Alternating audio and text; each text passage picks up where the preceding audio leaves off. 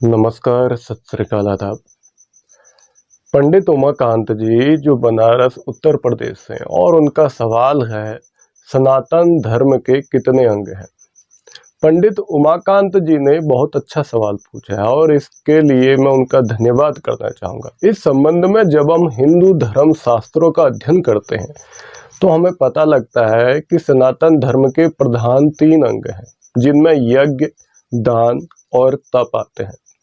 जिसमें यज्ञ के 3 भेद हैं, कर्म यज्ञ, उपासना यज्ञ और ज्ञान यज्ञ। साथ ही साथ कर्म के 6 भेद हैं, नित्य कर्म, नैमित्तिक कर्म, काम्य कर्म, अध्यात्म कर्म, अधिदैव कर्म और अधिभूत कर्म। अंत में उपासना यज्ञ के 9 भेद हैं, यानी कि उपासन यज्ञ जिसको कहा जा सकता है, उसके 9 भेद हैं।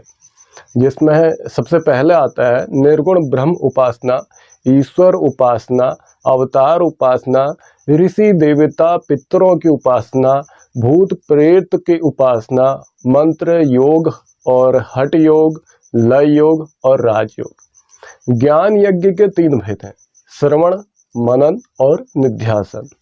इसी प्रकार यज्ञ के कुल 8 भेद हैं। दान के 3 भेद हैं, जिनमें अर्थदान, विद्यादान और अभयदान आता है। तप के भी 3 भेद होते हैं, शारीरिक तप, वाचिक तप और मानसिक तप। मूल रूप से यज्ञ के 8 भेद हैं, दान के 3 भेद हैं और तप के 3 भेद, कुल 4 में के 24 अंग हुए। सत्वगुण, रजोगुण और तमोगुण, इन 3 गुणों के हिसाब से हर एक के प्रत्येक में 3-3 होते हैं, इनकी प्रत्येक के जो गुण हैं। इसलिए सनातन धर्म के सब कुल मिलाकर 72 अंग हैं, यानी कि सनातन धर्म के 72 अंग हैं।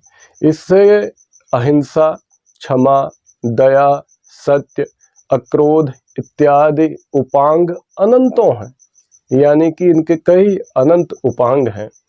और मैं उम्मीद करता हूं कि आप अब अच्छे से समझ चुके होंगे कि सनातन धर्म के कितने अंग हैं और आप मेरे द्वारा दिए गए जवाब से संतुष्ट होंगे और मानवता को बचाने में सहयोग करेंगे।